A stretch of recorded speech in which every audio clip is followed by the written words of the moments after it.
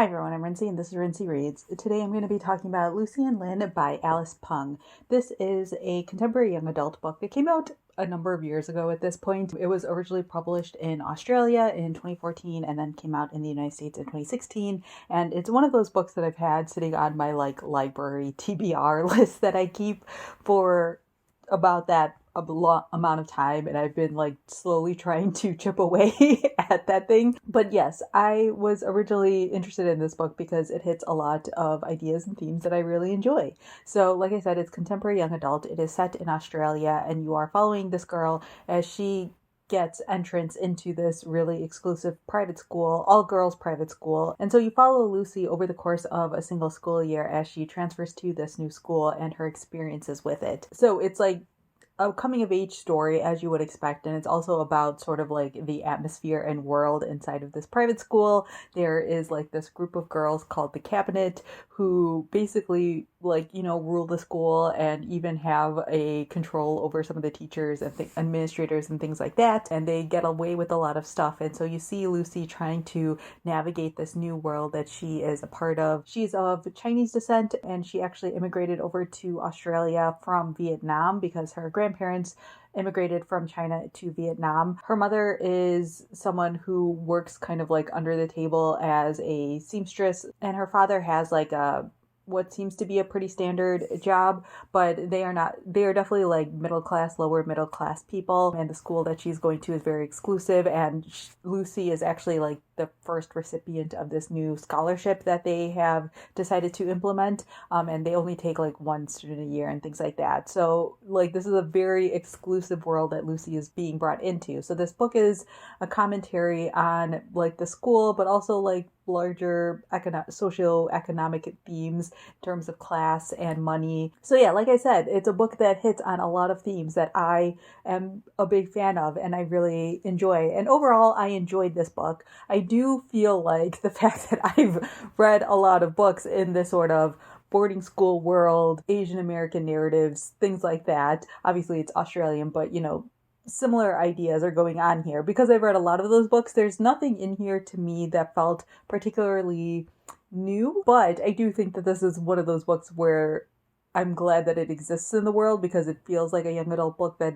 a younger version of me would have absolutely adored and would have adored to see. If you're someone like me who really enjoys things like Mean Girls, or you really love the Chilton episodes of Gilmore Girls, this will feel very, very reminiscent to you. Some of the things that happen in here with the Cabinet feel very reminiscent of things that happened in Mean Girls. There are even certain scenes in here where I was I'm pretty sure there was a Gilmore Girls episode about it. There's a couple of instances of the school writing home to Lucy's parents because she's not involved enough in extracurricular activities and things like that. So again, if you're someone who enjoys those stories, that I think that this is another one that sort of feels very reminiscent to that, or in parallel or in line with those sorts of ideas. And it talks a lot about some really interesting things in regards to class and money, how certain things are expected when you attend a school like this. You have to buy a uniform from this specific vendor. Whether you can afford it or not, you have to be involved in all of these different clubs that may or may not require more money and also require more time. There's the fact that Lucy sometimes helps her mom out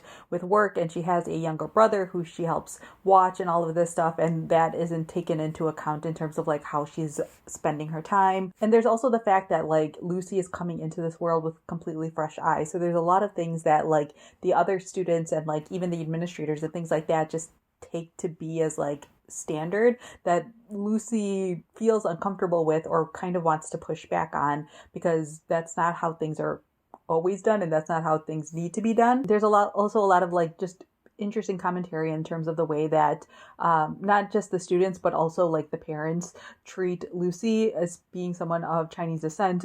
There's a scene where one of the girls' moms ends up tutoring Lucy in English. She basically takes Lucy under her wing, but then you later find out that this mom has basically taken under her wing a lot of different Asian girls who have gone to the school.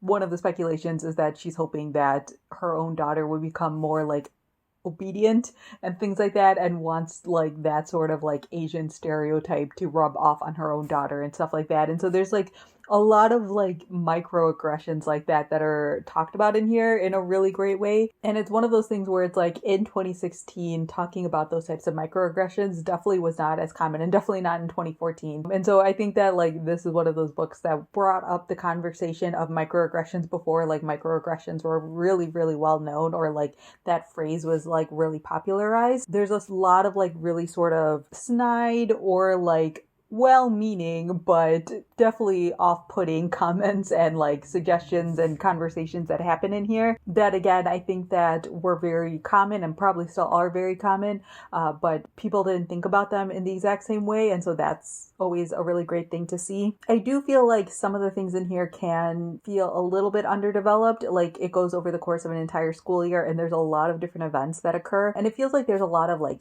build up in terms of like Lucy confronting the cabinet in a variety of ways. I won't get too much into it, obviously, because it's more fun for you to see it all unfold, but you basically know that that's what this whole book is leading towards, and it feels like the resolution from that conflict is really, really fast. Like there's basically like one major scene that happens and then you like fast forward to like the end of the school year, and I found that to be a little bit unsatisfactory. It would have been nice to see some of it play out a little bit more. They like reflect on it, or Lucy reflects on it, but you don't actually get the satisfaction of seeing those scenes play out, which personally I was kind of looking forward to. One final thing that I do want to say about this book, but I'm only going to talk about it really briefly, is the way that this book is written. It's actually written in a series of like letters, basically. Alice Pung does something like really unique in my opinion in terms of the way that it's written, and it feels like it's kind of a spoiler to kind of say more than that, but if you've read this book you know what I'm talking about,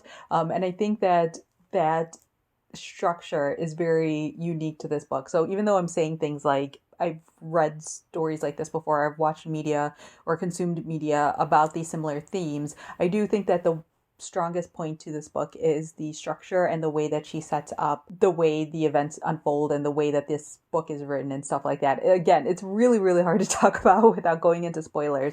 And while I did figure out what was going on pretty early on, I did enjoy the way that it was all executed and sort of the way that she's able to explore some of the themes about like finding your identity and finding your voice through the structure. That's all I'll say about that. So yeah, overall, I gave this book a 3 out of 5 stars. It's not one that I would say like you absolutely must pick up, but I think that if you are interested in more books that are talking about things like this, or more young adult contemporary boarding school books, this is definitely one to add to the list. And it definitely has like a little bit of a different edge than some of the other ones that I've read in the past, just because it follows a Chinese student and it also takes place in Australia. I also think the fact that it takes place in Australia takes off the edge a little bit. Like, I don't know if this is a bias or if there's any truth in this or not, but I feel like American stories take things to an extreme, and that extreme doesn't actually happen in here. And I don't know if that's because it's Australian or what. Yeah, I don't know. It feels like Mean Girls and like sort of American versions of Mean Girls always like push the line as much as humanly possible in terms of like what the girls try to get away with and what the girls try to do. And there are some things in here that are, you know, kind of appalling, but it doesn't take it quite to the extreme that I guess I'm used to. But and again, I think this also just has to do with the fact that like I've read and watched a lot of media around these ideas. So I guess at this point, it takes a lot to surprise me. And that's not necessarily, again, the book's fault, because it also came out like 6-7 years ago. So yeah, overall, I'm glad that I finally read it. And I do, again, recommend it if you're someone who's a big fan of like boarding school stories and stuff like that. But again, I don't think that it's necessarily one you need to run out and immediately read. So yeah, those are my quick thoughts on Lucy and Lynn. Let me know down in the comments below if you've read this book, what your thoughts were on it, or if you have any questions, feel free to leave that down in the comment section as well. Or if you're someone who also enjoys good boarding school books, feel free to leave suggestions of maybe some underrated ones that you think I should check out. So yeah, that's all I have for now, and thanks for watching.